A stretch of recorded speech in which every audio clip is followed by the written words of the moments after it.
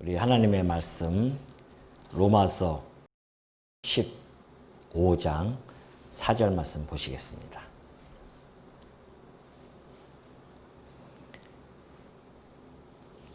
로마서 15장 4절입니다.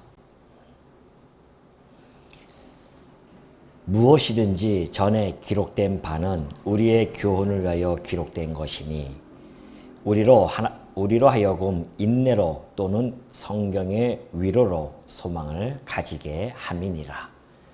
이제 인내와 위로의 하나님이 너희로 그리스도 예수를 본받아 서로 뜻이 같게 하여 주사 한 마음과 한 입으로 하나님 곧 우리 주 예수 그리스도의 아버지께 영광을 돌리게 하려 하노라.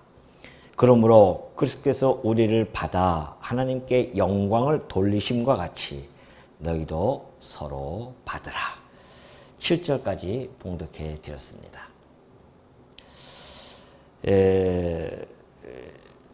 저희 교회의 강론은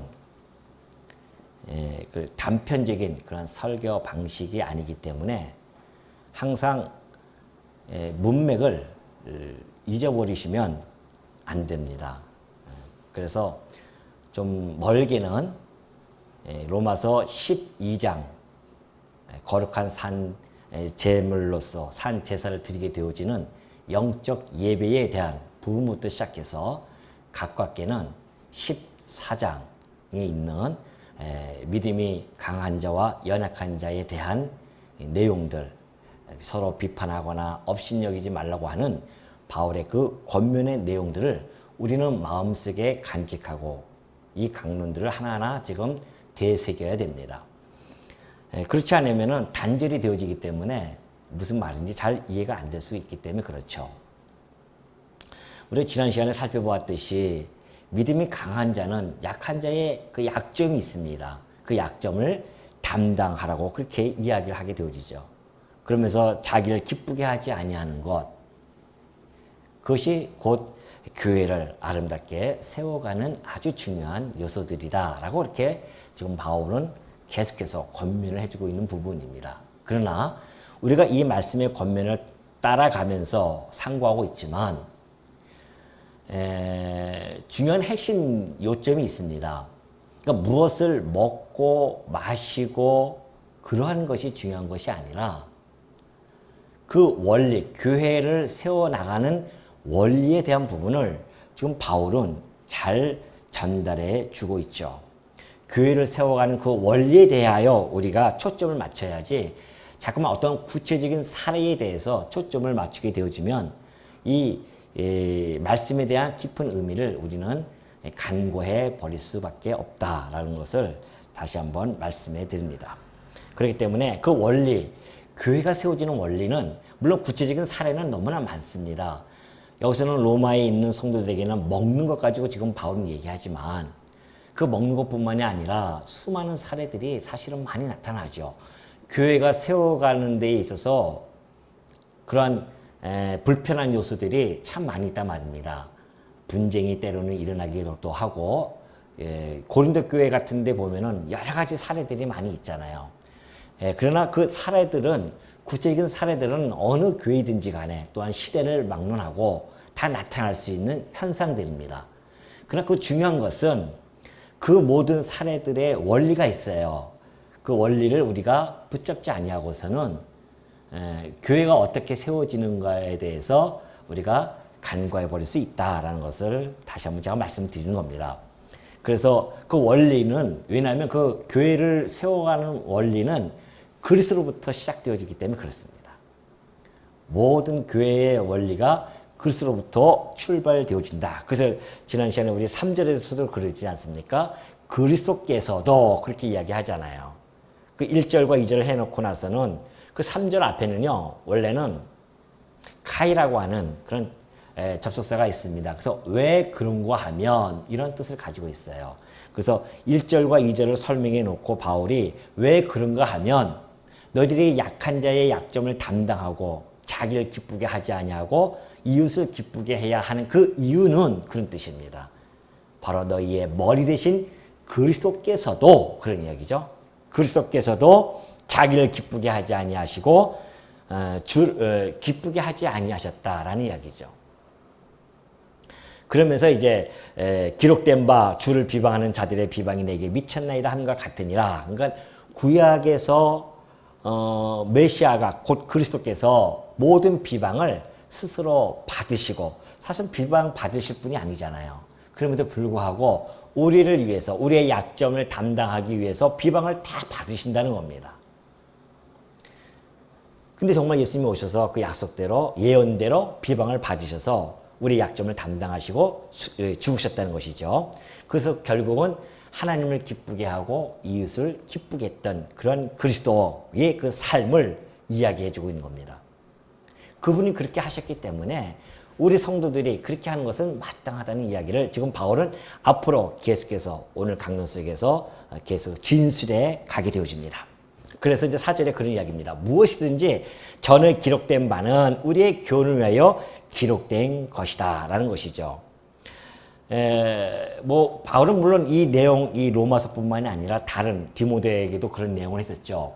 성경, 먼저 예수님께서 말씀해 주신 바가 있습니다. 너희가 영생을 얻고자 성경을 상고하지 않느냐라고 이야기합니다.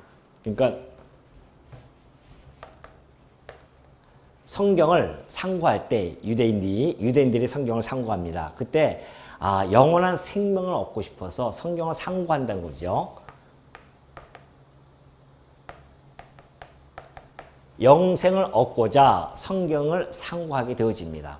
그래서 우리는 성경을 보니까 정말 영원한 생명을 얻을 수 있는 구원의 지혜가 이 성경 안에는 담겨져 있었습니다. 그것이 곧 뭐냐? 예수님이 말씀하셨듯이 이 성경은 곧 내게 대하여 증거한 것이다 라는 이야기죠. 그래서 성경을 살펴봤더니만 성부 하나님께서 약속하셨고 성자 하나님께서 성취해 가시고 성령 하나님께서 보증을 시켜주십니다. 그래서 이 성경은 성삼위일체이신 하나님에 대해서 계시를 해준 내용이에요. 그 계시되어진 걸 보니 그 하나님을 믿게 되어지고 예수 그리스도를 믿게 되어진단 말이죠. 그 삼위일체이신 하나님을 믿게 되어지니 영원한 생명을 얻게 되어졌다는 겁니다. 그럼 그걸로 끝인가? 아니라는 것이죠. 성경은 여전히 영원한 생명을 얻은 자들에게 생명의 말씀으로서 양식으로서 우리들에게 주어졌다는 겁니다. 그래서 영원한 생명을 얻은 자들에게 하나님께서는 교훈을 해주시는 거죠. 그러니까 이 성경의 말씀이 이스라엘 역사라든가 앞에 있는 모든 부분들이 율법이라든가 그 다음에 시서라든가 선지서라든가 이 모든 내용들이 우리들에게 영생을 줄 뿐만이 아니라 교훈도 준다는 내용입니다. 그러니까 영원한 생명을 얻은 하나님의 백성들이 먹을 양식이에요. 끊임없이 먹어야 됩니다. 그래서 이 교훈을 통하여서 우리들에게 책망도 되어지고, 왜? 우리는 꾸준하게 구습을 쫓아서 옛사람을 쫓아서 살아갈 수밖에 없는 존재이기 때문에 그렇죠. 그래서 우리에게 교훈을 통하여 책망해 주시고 바르게 살 수 있도록 바르게 함과 또 의롭게 할 수 있도록 교육에 유익을 줄 수 있는 그러한 것이 바로 말씀이란 말이죠.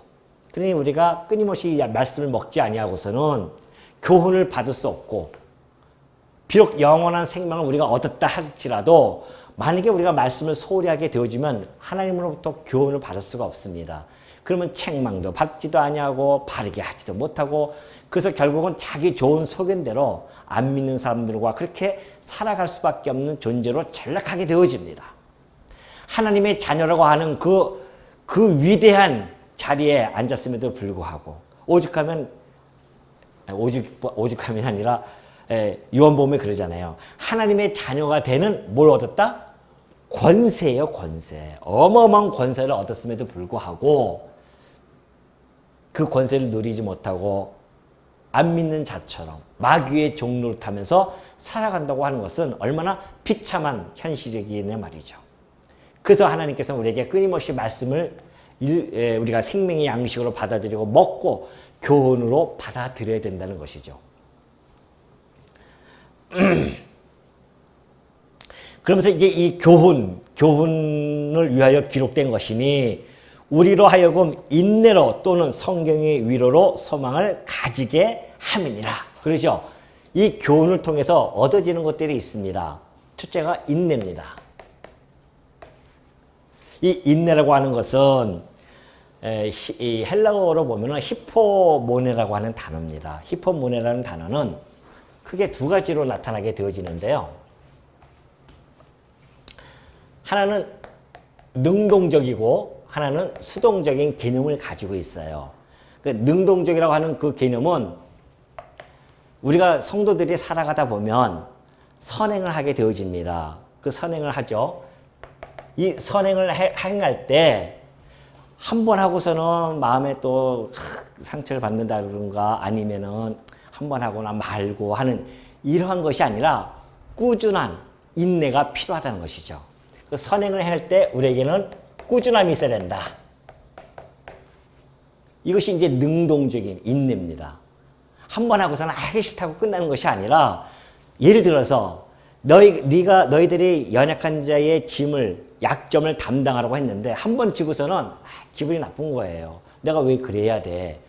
라고 하면서 그것을 갖다가 안 해버리면 안 된다는 것이죠. 그 인내라고 하는 것은 꾸준함이에요. 꾸준하게 이 선행 중에서 꾸준한 인내를 가지고 해야 된다. 또 하나는 고난입니다. 고난에 대한 인내가 있어야 됩니다. 이것은 이제 끈질김이에요. 끈질김. 고난을 당할 때 참고 견뎌내면서 끈질기게 그것을 참고 견뎌내야 되지, 고난이 온다고 해서 아이고 나 이 고난 싫다고 해서 예수 그리스도를 저버린다? 그건 아니라는 것이죠. 그래서 그 고난 속에 끈질김이 있어야 된다. 참고 견뎌내는 것. 이것이 다 포함되어 있습니다. 이런 능동적 개념과 이 수동적인 의미가 함께 내포되어 있는 단어가 히포모네라고 하는 단어거든요. 근데 이 인내, 그러니까 이 교훈을 통해서 이 인내를 얻게 되어집니다, 우리가. 그러니까는 하나님께서 이 이스라엘 역사를 통해서 하나님의 인내를 보여주시기도 하시고, 그 역사 속에서 그 이스라엘 역사 속에서 인내라고 하는 것들이 드러나기도 하시고, 그런 것들을 보여줌으로 말미암아 성도들이 말씀을 통해서 인내를 얻게 되어진다. 또 하나가 있죠. 또 하나는 그 인내 속에서 하나가 뭡니까? 또는 성경의 위로로 그래요. 이 교훈 속에는 위로도 얻게 되어집니다. 하나님께서 인내만 하게 하시는 것이 아니에요. 인내 가운데 위로를 주십니다. 무슨 위로를 주시냐면은 너 행하는 건 내가 알고 있다. 네가 선행을 꾸준하게 행하는 것 하나님이 알고 계시다는 겁니다. 사람이 아는 거는 무슨 의미가 있겠습니까? 중요한 것은 하나님이 아시느냐가 중요하잖아요. 근데 하나님이 알고 계시다는 거예요. 네가 지금 그 고난 받는 것 내가 하나님이 알고 계시다는 겁니다. 그러면서 그 하나님께서 우리들에게 위로해 주신다는 것이죠. 우리가 베드로전서 1장 7절인가요? 거기 보면 그런 이야기가 있죠. 너희가 그 고난을 당하는 중에 고난을 당하는 중에 예수 그리스도께서 마지막 날에 너희들에게 뭐 해주신다? 칭찬을 해주시고 또 너희를 영광스럽게 해줄 뿐만이 아니라 너희를 존귀케 해줄 것이다. 이거보다 더 큰 위로가 있겠어요? 더 큰 위로가 있겠냐 말이죠. 하나님으로부터 받는 이 위로, 우리의 머리 대신 그리스도로부터 받는 이 위로가 어마어마하지 않습니까? 사람들에게 칭찬받는 것은 오늘 칭찬했다가 내일 박대하는 것이 인간들이 가지고 있는 심정입니다. 근데 변함이 없는 우리 주님께서는 한번 칭찬하시면 변함이 없어요. 영원토록 우리가 그 칭찬 속에서 하나님으로부터 칭찬을 받고 하나님으로부터 영광스럽게 되어지고 그로부터 존귀함을 받는 이 놀라운 위로가 우리에게는 있단 말입니다. 그러니 그 위로 속에서 살아가는 우리들에게는 뭐가 있다? 소망이 있다는 겁니다. 무슨 소망? 이거에 대한 소망이 있는 거죠. 물론 영원한 기업 속에서 하나님께서 영원한 기업을 주신다고 했으니까 그 영원한 기업을 가지고 우리가 왕노릇하면서 이 가운데 우리가 영원토록 살게 되어진다는 소망이 있는 겁니다. 근데 그 말씀을 통해서 우리가 이 교훈을 보면 인내 있게 되어지고 위로를 받으며 인내 속에서 우리는 위로를 받으며 그리고 우리의 그 소망을 끊이지 아니하고 바라보면서 우리가 살아간다고 하는 것. 이걸 위해서 우리 하나님께서 말씀을 다 기록해 준 것이다. 이것은 구약뿐만이 아니죠. 여기서 바울이 지금 전에 기록되어진 것이 그렇게 얘기했지만 신약 성경이 완성되어지고 나서 온 신구약 성경 66권이 다 이 안에 포함되어져 있습니다. 그래서 우리가 이제 영원한 생명을 받은 우리들은 이러한 교훈을 통하여서 그 양식을 가지고 이 땅을 살아가게 되어지는데 그걸 먹으면 먹을수록 이런 가운데 우리가 인내하면서 이 세상에서 온갖 핍박과 고통 속에 있다 할지라도 그걸 인내하면서 견뎌낼 수 있고 그 인내의 힘은 우리에게 위로가 있기 때문에 그리고 그것을 소망하면서 살아갈 수 있기 때문에 그렇다라는 것을 지금 5절에서 4절에서 잘 보여주고 있죠. 그러면서 이제 인내와 위로의 하나님이 너희로 그리스도 예수를 본받아 서로 뜻이 같게 하여 주사 그래요. 자 보십시오. 이 모든 것 인내와 위로의 하나님이라고 하는 것은 이 모든 것을 하나님께서 영생도 약속해 주었고 이 교훈도 하나님 말씀해 주셨기 때문에 이 모든 것이 다 하나님으로부터 나왔다는 것이죠. 이렇게 주시는 하나님께서 하시는 말씀이 이제 그 하나님께서 너희들로 하여금 누구를 예수 그리스도를 본받아 그래 얘기해요. 예수 그리스도를 본받아.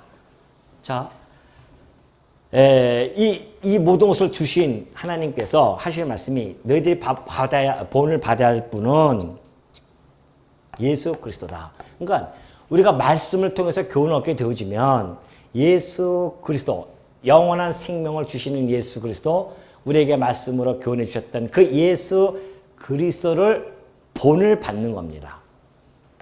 이걸 본받아 그러죠. 본을 받는 것이죠. 그럼 도대체 무슨 내용을 본받아야 되느냐라는 이야기죠. 우리가 예수 그리스도를 믿는다는 것이 도대체 무엇인가에 대한 고민을 한번 해볼 수가 있습니다. 예수님은 오셔서 하실 말씀이 나는 곧 길이요 진리요 생명이다라고 이렇게 말씀해 주고 계십니다. 길이라고 하는 것이죠. 자, 이 세상은 암흑이었습니다. 암흑 같은 세상 속에 빛 한 줄기가 딱 나타났었어요. 그래서 모든 깜깜한 속에서 빛을 바라보면서 그 빛을 향해 갈 수 있는 길을 열어주셨단 말입니다. 그러니까 어둠 속에서 그 빛을 향해서 가는 길이 곧 길이에요. 그 길로 가는 길이. 우리 주님께서는 그 빛으로 오셨기 때문에 우리에게 길이 되어진단 말입니다. 여러분 등대에 깜깜한 칠흑 같은 그 바닷가에서 길을 잃어버리면 죽는 거 아닙니까?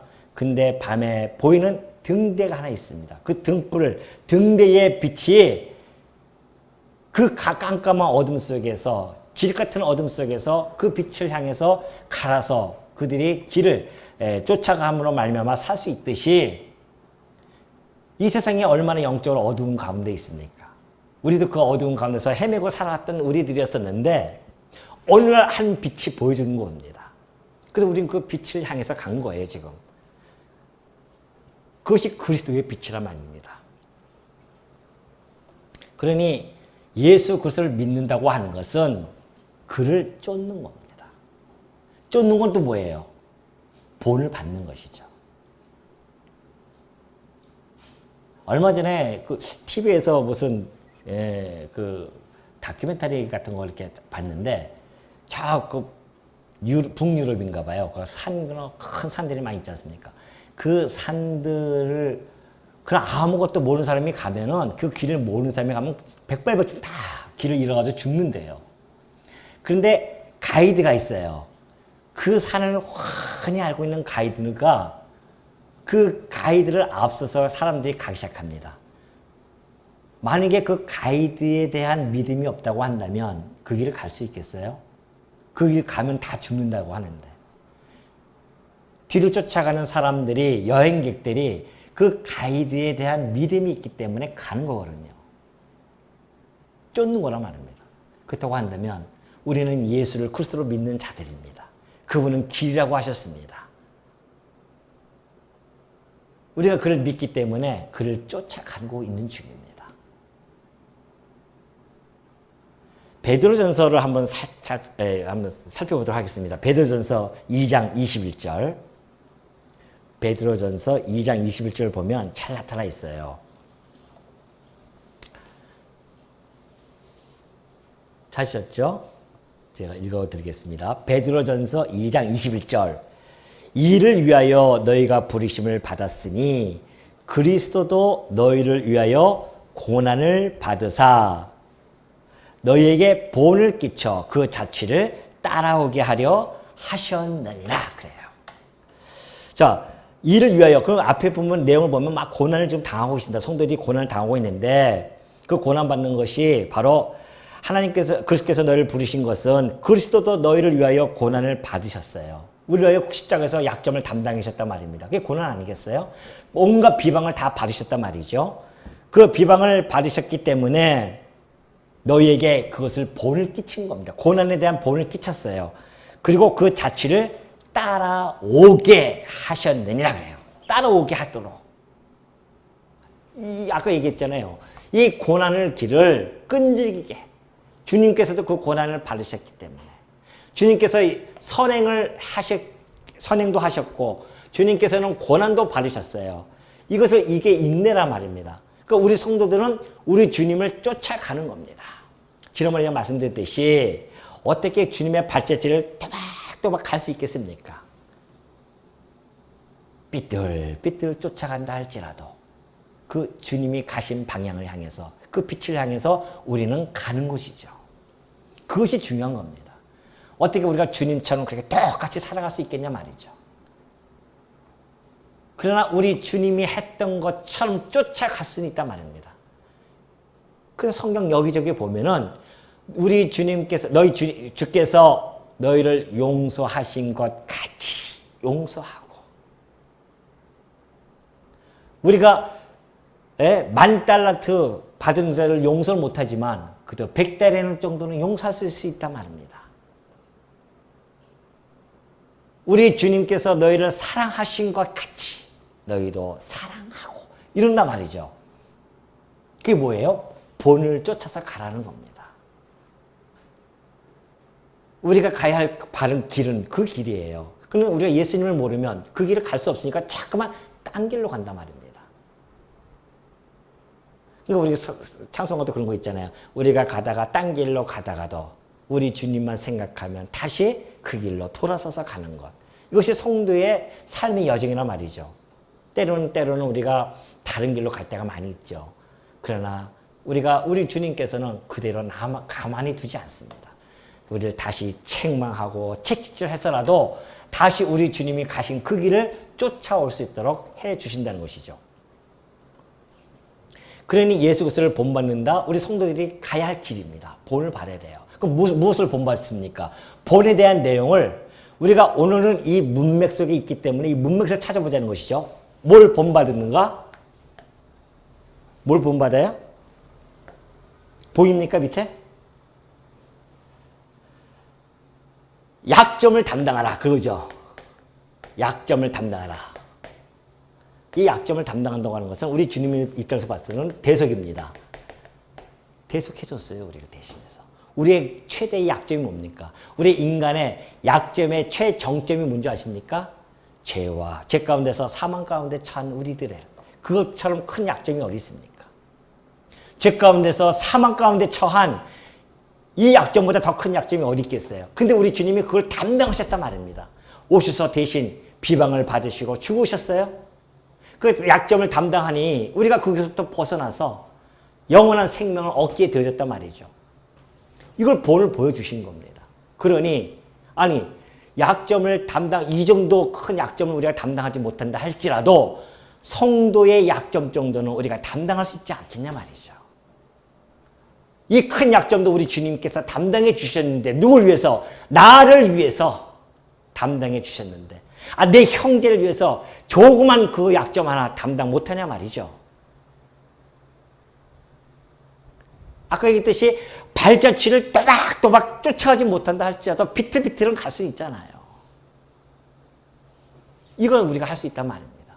내보다 약한 자가 있다면. 아니 우리 주님은 얼마나 강하신 분이었습니까?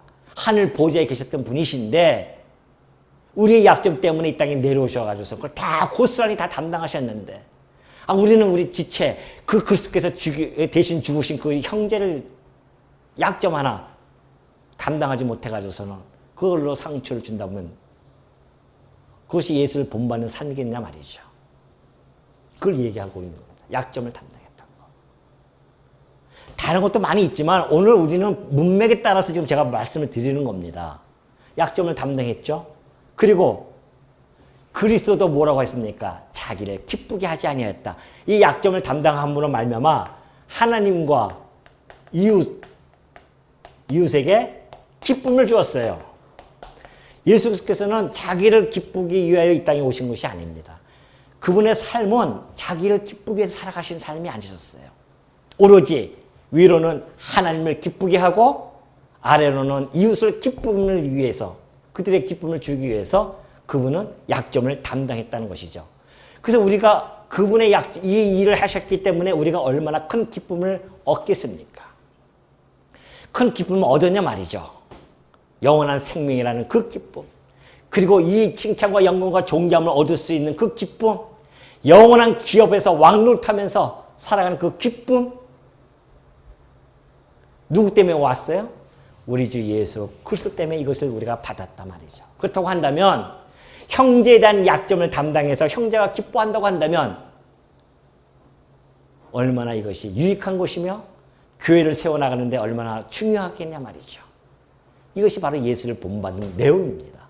본받을 내용이 이 내용이에요.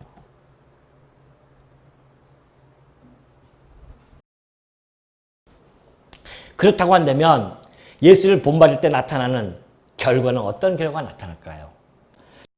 5절 후반절 보면 그리스도 예수를 본받아 서로 뜻이 같게 하여 주사 한 마음과 한 입으로 하나님 곧 우리 주 예수 그리스도의 아버지께 영광을 돌리게 하려 하노라. 그러므로 그리스도께서 우리를 받아 하나님께 영광을 돌리심과 같이 너희도 서로 받으라. 그러죠. 자, 하나님 우리 예수님께서 이것을 통하여 하나님께 뭐해요?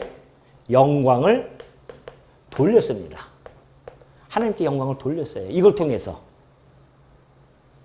그렇다고 한다면 우리 성도들이 이제 예수 그리스도를 본받는다고 하는 것은 뜻이 같다는 겁니다. 뜻이 같아져요. 예수를 본받는 것은. 왜?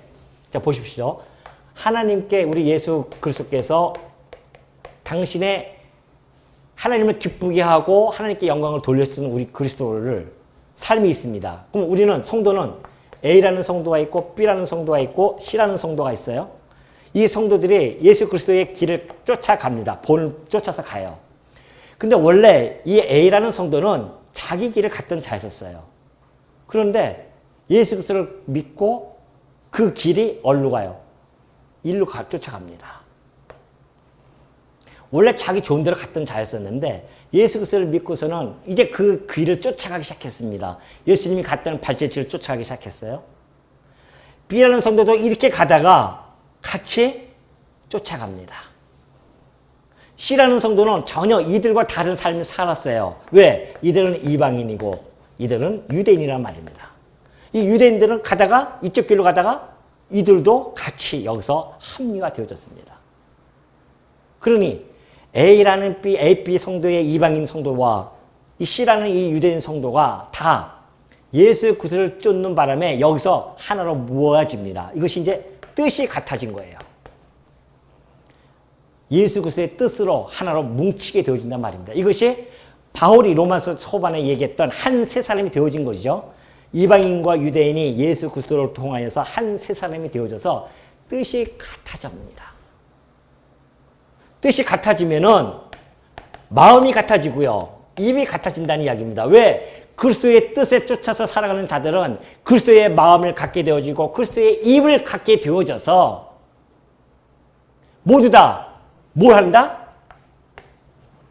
하나님께 영광을 돌린다는 겁니다. 왜? 예수 그리스도께서 하신 사업, 일이 그 일이기 때문에 이 일들을 통해서 하나님께 영광을 돌려주셨기 때문에 우리 이 성도들도 그리스도의 본을 쫓아가면은 이 본을 받아서 이러한 삶을 살아가게 되어지고 결국은 하나님께 영광을 돌리게 되어진다.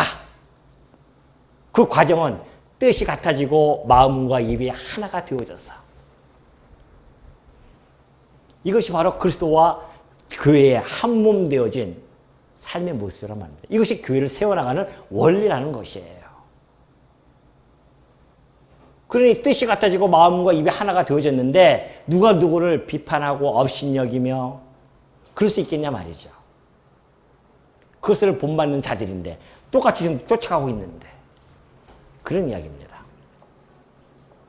그러므로 7절에 보면 그래서 그 이야기한 거죠. 그러므로 그리스도께서 우리를 받아 하나님께 영광을 돌리심과 같이 그래요. 우리를 받아서 하나님께 영광을 돌리신 것 같이 너희도 어떻게 해라? 너희도 서로 대척하지 말고 서로가 누구처럼 예수님을 본받아서 우리의 약점을 담당했던 것처럼 너희들도 서로 약점을 담당해 주어서 그래서 뜻이 하나가 되어져서 하나님께 영광을 주님처럼 그렇게 돌려라. 서로 받아줘가지고서는. 아까도 말씀드렸지만은 이건 구체적인 사례는 먹는 것 때문에 좀 이야기하고 있지만은 어디 그것뿐이겠습니까? 교회가 2000년이 흐르는 그 교회사에서 어떠한 다양한 사례들이 얼마나 많이 나타났었습니까? 근데 문제는 그 다양한 사례가 어떤 원리에 의해서 하나가 되어지고 어떤 원리에 의해서 다시 뭉쳐져서 그리스도의 몸된 교회를 세워나가느냐에 대한 그 문제입니다. 그걸 지금 우리는 이 원리를 지금 배우고 있는 중이에요. 교훈을 받고 있는 중이란 말입니다. 성도님들이 이런 원리를 알고 있어야 내가 저 형제에게 약점을 담당하는 것이 손해보는 것이 아니라 내가 저를 기쁘게 하는 것이 저 사람을 기쁘게 하는 것이 내가 손해보는 일이 아니라 그것이 우리 주님이 하신 일이었고 내가 그의 지체라고 한다면 당연히 이 길을 가는 거고 그런 말미암아 우리 주님이 하나님께 영광을 돌리는 것처럼 나도 저 형제를 받아들여 가지고서는 이렇게 약점을 담당함으로 말미암아 그를 기쁘게 함으로 말미암아 하나님께 영광을 돌려야 되는 삶. 이것이 바로 바울이 이야기하고자 하는 논점입니다.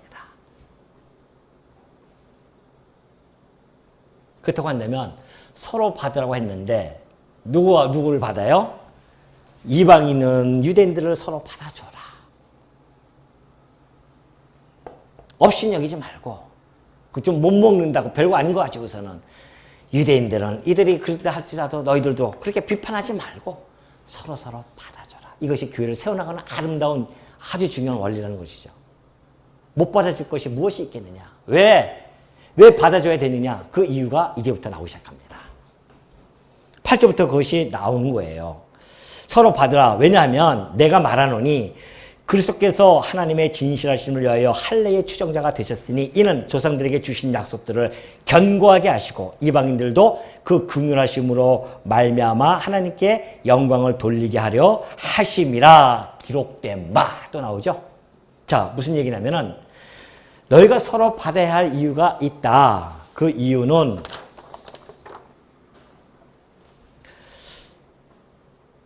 다 하나님의 약속 그리고 예언 안에 있는데 그것이 도대체 무엇이냐는 것이죠. 그것이 하나님께서 과거에 조상들에게 약속하신 것이 있습니다. 그러면 하나님은 약속한 것은 반드시 이루셔야 할 책임이 있는 것이죠.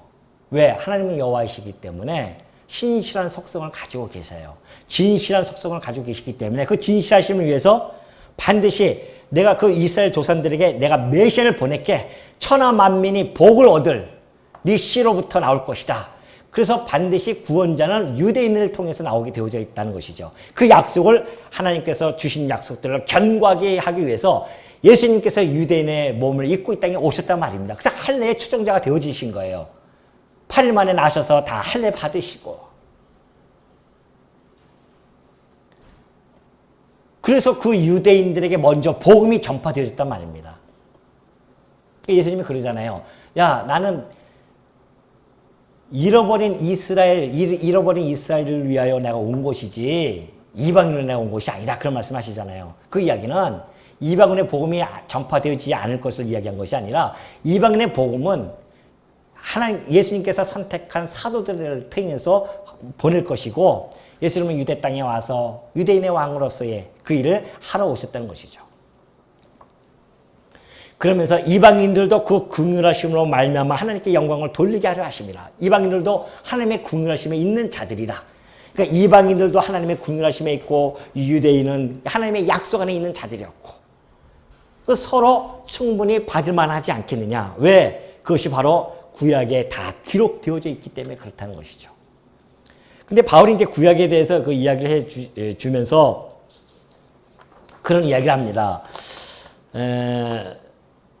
율법, 그 다음에 시서, 선지서 내용들을 하나씩 다 발췌해요.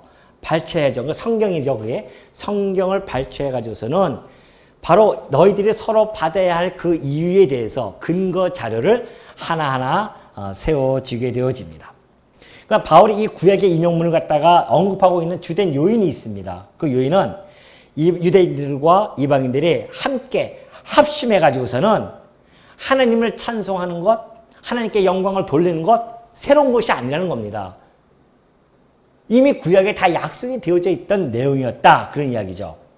그렇기 때문에 너희들 가운데 있었던 그 불화, 분쟁, 그리고 갈등, 이런 모든 것들을 이제는 종식시키라는 겁니다. 그리고 연합하여서 이제는 한 뜻으로, 한 마음과 한 입으로 하나님께 영광을 돌려라. 서로 받아줘가지고. 그 근거가 바로 구약에 이미 예언되어 있기 때문에 그렇다는 것을 이제 구체적인 예를 들어서 설명을 해주게 되어지죠. 그것이 바로 그러므로 9절 후반절입니다. 그러므로 내가 열방 중에서 주께 감사하고 주의 이름을 찬송하리로다 함과 같으니라.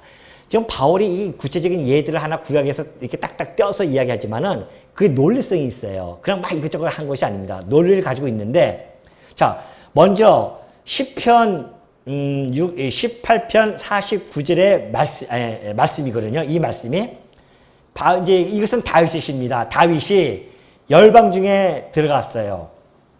열방을 점령했단 말입니다. 약속대로 점령을 했어요. 그러니 얼마나 하나님께 감사하고 하나님께 이름을 찬송하겠습니까? 그걸 지금 이야기하는데 바울은 그걸 따서 지금 인용했단 말입니다. 그게 무슨 이야기냐? 이방인들에게 복음이 들어가는 거예요. 다윗이 그들을 점령했듯이, 그래서 거의 통치에 두듯이 예수 그리스도께서, 만왕의 왕이신 그리스도께서 이방에 들어가셔서 복음이 선포되어질 것을 이야기한 겁니다. 그 내용을 지금 이야기한 거죠. 그러니까 열방에서 주의 이름이 찬송되어진다고 하는 것은 주의 복음이 선포되어질 것이다. 이것이 이미 기록되어졌다. 근데 정말 이방인들에게 복음이 전파되지 않았느냐? 두 번째는 신명기 32장 43절입니다.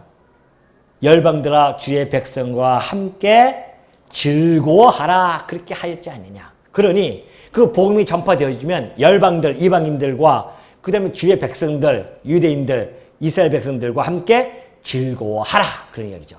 그 즐거움에 참여하라 그런 이야기가 이미 구약에 예언되어 있고, 또 하나는 시편 117편 1장의 1편의 말씀인데, 모든 열방들아 주를 찬양하며 모든 백성들아 그를 찬송하라. 그 복음에 참여함으로 말미암아 나타나는 결과는 이방인들이나 유대인, 이 이스라엘 민족들이나 다 어떻게 한다? 주를 찬송한다. 하나님의 하나님께 영광을 돌릴 것이 이미 다 이렇게 기록이 되어졌다. 그런 이야기고요. 마지막으로 이사야가 이르되, 그러죠. 이새의 뿔이 곧 열방을 다스리기 위하여 일어나시는 이가 있으리니 열방이 그에게 소망을 드리라. 다윗의 뿌리에서 왕이 태어나는데 이 왕은 유대인의 왕뿐만이 아니라 이방 열방의 모든 만왕의 왕이 되어져서 다스리신다. 그런 이야기죠. 그런 왕이 일어날 것이다. 근데 그분이 진짜 오셔가지고 지금 이방인들에게도 복음이 전파되어서 그들의 왕이 되어져서 다스리고 계시지 아니하느냐 그런 이야기죠. 그러니 열방이 그에게 소망을 둔다고 하는 것은 원래 이 이사야 원문에는 열방이 그에게 돌아오리라 그렇게 되어져 있습니다. 그 돌아온다는 내용과 바울이 여기서 소망이라고 표현했지만 같은 내용입니다. 열방이 그에게 돌아와. 그리고 열방이 그에게 소망을 둔다. 똑같은 이야기잖아요. 근데 정말 그렇게 되어지지 아니하였느냐. 이방인들이 들어와서 그리스도에게로 돌아와서 지금 그를 본받아 살고 있으며 이 유대인들도 그를 본받으면서 살아가고 있다. 그러니 너희들이 둘 다 합해서 뜻이 같아졌는데, 그래서 한 마음과 한 입을 가지고 있는데 비판한다? 업신여긴다? 그게 말이 되냐? 그런 이야기입니다. 얼마나 미련한 지식이겠느냐. 구약의 구체적인 예를 들어서 지금 설명을 해주고 있습니다. 그러니 너희가 서로 약점이 있다 할지라도 어떻게 하라? 받아줘라. 그것이 바로 우리 주님께서 하신 일이었다. 그런 이야기입니다. 얼마나 멋있습니까? 이것이 하나님 나라가 이루어지는 중요한 원리입니다. 세상 나라는 어떻습니까? 상대편의 약점을 잡아가지고서는 눌러서 쓰러뜨려야 자기가 살아가는 세상입니다. 세상 나라는 그런 나라예요. 그러나 여러분이 속한 이 하나님의 나라는 그런 나라가 아닙니다. 오히려 약한 자들의, 연약한 자들의 약점을 담당해 주는 그런 나라. 나의 유익이 아니라 상대편의 유익을 위해 살아가는 나라. 나를 기쁘게 하는 것이 아니라 이웃을 기쁘게 하면서 살아가는 나라. 그 나라가 우리 주님께서 세우신 나라란 말입니다. 그러니 우리의 백성들이, 그의 백성들이 그를 본받아 살아가는 거 마땅하지 않겠느냐. 그러면서 13절에 보면 소망의 하나님이 모든 기쁨과 평강을 믿음 안에서 너희에게 충만하게 하사 성령의 능력으로 소망이 넘치게 하시기를 원하노라. 바울의 마지막 간구가 있습니다.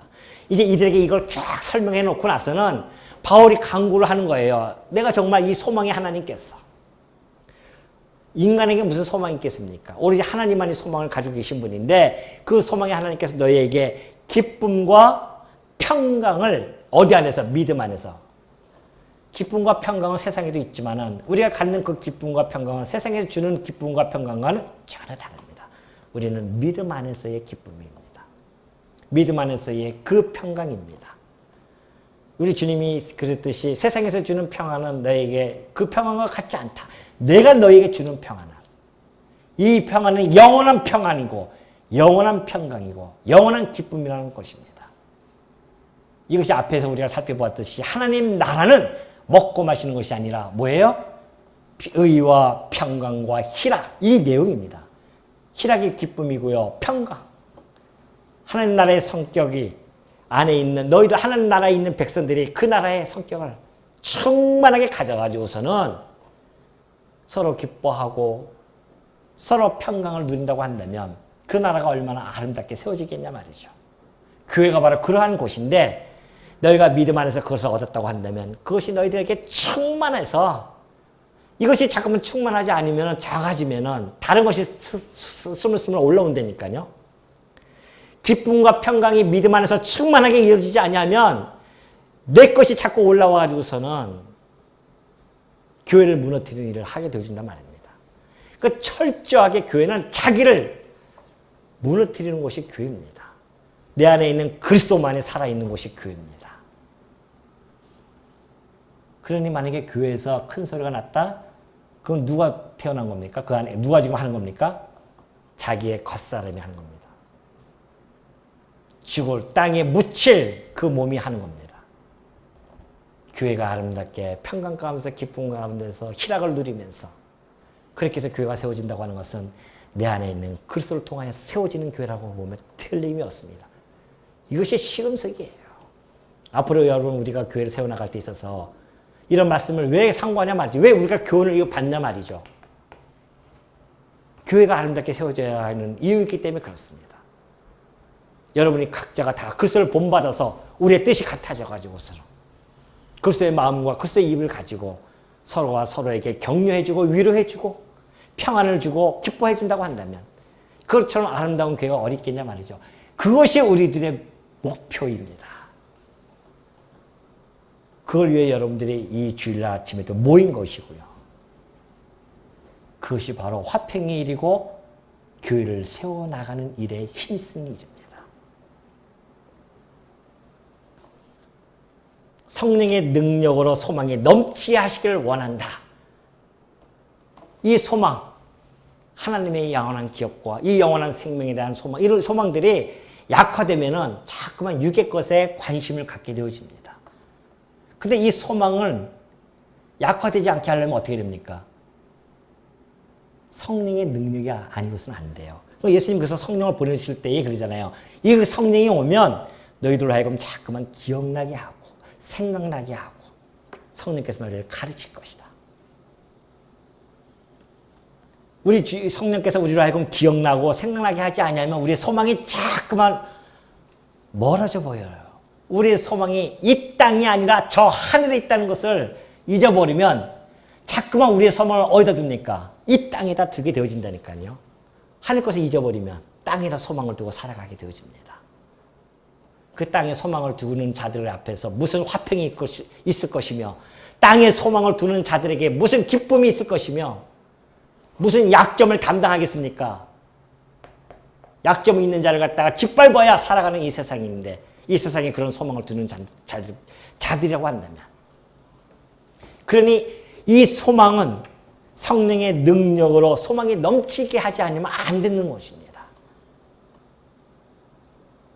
그래서 우리 안에 있는 성령께서 우리를 자꾸 기억나게 됩니다. 우리가 가져야 할 것은 저 하늘의 것. 우리가 바라볼 것은 저 하늘의 것. 우리의 믿음의 선진들도 바라봤던 곳은 저 하늘인데 우리는 자꾸만 땅만 보고 살아가는 건 아니겠는가. 이런 말씀이 우리에게는 다시 한번 우리 뒤를 돌아볼 수 있는 계기가 되어집니다. 여러분이 가지고 있는 소망 절대 그냥 동경하는 그런 내용이 아닙니다. 세상의 소망들이 어떤 동경을 하고 그리지만은 그러나 그런 희미한 동경이 아닙니다. 반드시 견고한 뿌리를 내리고 확실한 기대를 줄 수 있는 소망이라는 것이죠. 성경 구절 한 절만 찾아보고 마치도록 하겠습니다. 히브리서 6장 17절입니다. 히브리서 6장 17절. 이 소망이 어떻게 우리가 경고하고 있는지를 살펴보도록 하겠습니다. 하나님은 약속을 기업으로 받는 자들에게 그래요. 약속을 기업으로 받는 것은 뭡니까? 우리의 소망 아닙니까? 그 소망을 받는 자들에게 그 뜻이 변하지 아니함을 충분히 나타내시려고 그 일을 맹세로 보증하셨습니다. 그 소망이 흔들리지 않도록 우리 주님께서 맹세로 보증해 주셨다니까요.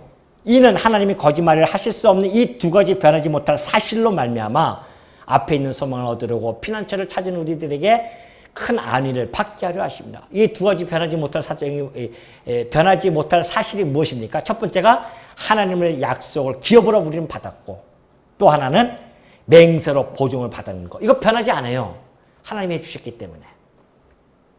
그래서 우리가 이 소망을 가지고 있는 것은 영혼의 닷 같아서 여러분 배가 출렁출렁거리지만은 닷을 내려버리면 굳건하게 서 있죠 거기에. 그것처럼 우리의 소망은 그 영혼의 닷 같아서 흔들리지 않습니다.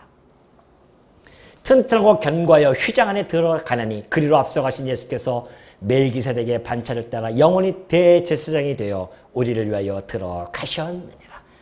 휘장 안에 누가 들어갑니까? 오직 대제사장뿐이 들어갈 수가 없는데 하나님이 그 계신 그 보좌에는.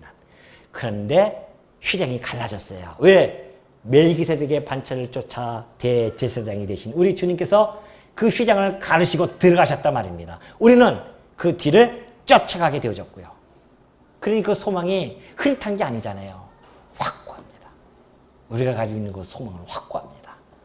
그 소망을 가진 자들이 같은 소망을 가지고 같은 뜻을 가지고 그런 자들이 서로 받아주지 못하고 만약에 교회가 분란이 일어난다고 한다면 우리가 정말 예수를 믿는 것인지 예수를 쫓고 있는 것인지 예수를 본받은 삶인지 우리를 뒤돌아보고 우리를 채찍질하고 우리가 이 말씀을 통하여 책망을 받아서 정말 바른 길, 그리스도의 길, 그 길을 쫓는 여러분이 되셔서 교회가 아름답게 세워지기를 당부드리면서 또 소원해 보면서 말씀을 드리도록 하겠습니다.